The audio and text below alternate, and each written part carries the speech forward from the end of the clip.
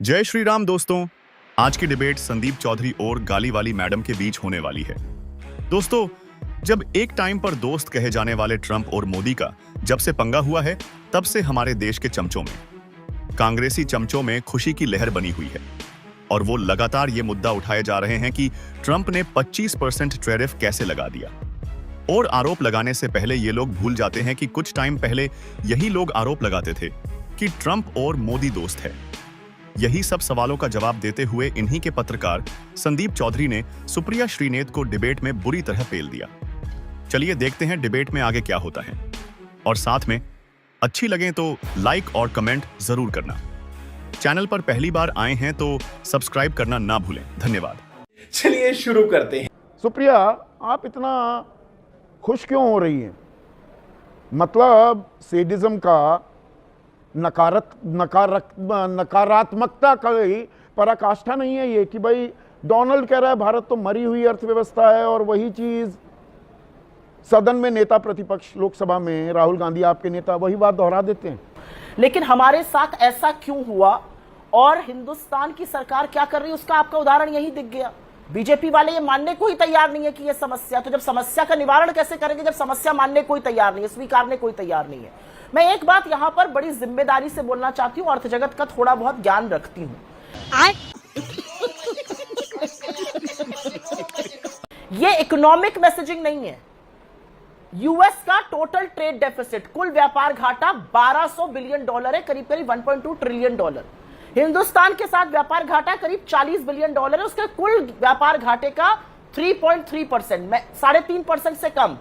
तो हमारे ऊपर इस तरह का टैरिफ लगाकर और 55 देशों पर हमसे कम टैरिफ लगाकर कहीं ना कहीं एक राजनीतिक मैसेज दिया गया है। एक बात मैं यहां पर बड़ी जिम्मेदारी से कहना चाहती हूं, हमने बहुत आत्मीयता देखी, बड़ी केमिस्ट्री की बात होती थी, बहुत भाई भाई थे, खूब गले पड़े लोग, बिना इनवाइट के गए, नमस्ते ट्रंप, हाउडी मोदी, अब की बार ट्रंप सरकार, तमाम आयोजित करे गए कार्यक्रम। हमारे कॉमर्स मिनिस्टर 15-20 दिन अमेरिका में पड़े रहे। इस सब चीजों का नतीजा क्या हुआ?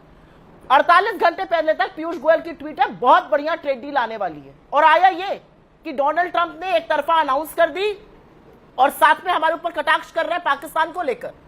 और असलियत यह कि पाकिस्तान जैसे आतंकी, पाकिस्तान जैसे बर्बाद मुल्क पर हमसे कम टैरिफ लगाया गया है। वहां पर तेल समझौते की बात करते हुए हमारे लिए चुटकी ली जाती है कि हमें कभी वो तेल बेचेगा। अरे पाकिस्तान की क्या हैसियत, हमें तेल बेचेगा?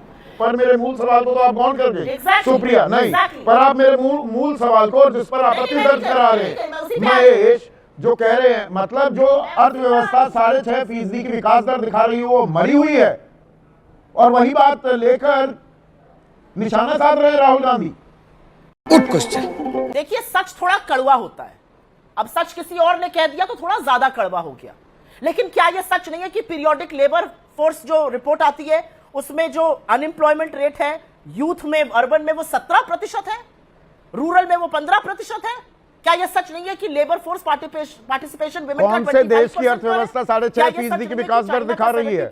ये आपने अच्छी बात कही, और इस बात का जवाब मैं इसलिए दूंगी क्योंकि मूढ़ भक्तों को ये बात समझ में आनी चाहिए। जो मूढ़ भक्त ट्रंप के लिए यज्ञ कर रहे थे, मंत्र जप रहे थे, उन पर दूध चढ़ा रहे थे कि वो बन जाए राष्ट्रपति, लोग बन गए राष्ट्रपति, उनको ये बात समझनी जरूरी है। हमारी अर्थव्यवस्था का साइज $4 ट्रिलियन का है। अगर हम 6.5% पर ग्रो करते हैं तो हम एक लेवल पर पहुंचेंगे। अमेरिका की अर्थव्यवस्था का साइज करीब करीब $24 ट्रिलियन का है। अगर वो 2% भी ग्रो करती है, हमसे ज्यादा ग्रो करेगी। और एक बात आपको बता दूं, जो विकसित भारत की बात होती है ना 2047 तक, वहां पर पहुंचने के लिए हर साल अगले 22 साल हमें 8.5% पे ग्रो करना पड़ेगा। हम 7% क्रॉस नहीं कर पा रहे। और एक और बात बता दूं, कल मैं सुन रही थी कुछ लोग ग्रोथ की बात कर रहे थे। जो यूपीए के शासनकाल में ग्रोथ थी, एवरेज ग्रोथ रेट 7.3% थी। इनके शासनकाल की एवरेज ग्रोथ रेट 5.8% है। अच्छा, हमको सिखा रिया है। पर सुप्रिया, इसका एक और पहलू क्या ये है, बातें मत करिए ना मेन टॉपिक पे रहते हैं। आपकी थोड़ा सा जो उत्साह भी इसमें दिखाई दे रहा है, सरकार को घेरने के मौके के तौर पर आप ले रहे हैं। दरअसल क्या तस्वीर बिल्कुल उलट है। आप जो ऑपरेशन सिंदूर के दौरान जो 3 दिन चर्चा हुई, 16 घंटे राज्यसभा में, 16 घंटे लोकसभा, ये चर्चा हुई, आपका मूल मुद्दा था मध्यस्थता किसने कराई, आपने दबाव में आए और इसलिए संघर्ष विराम कर दिया।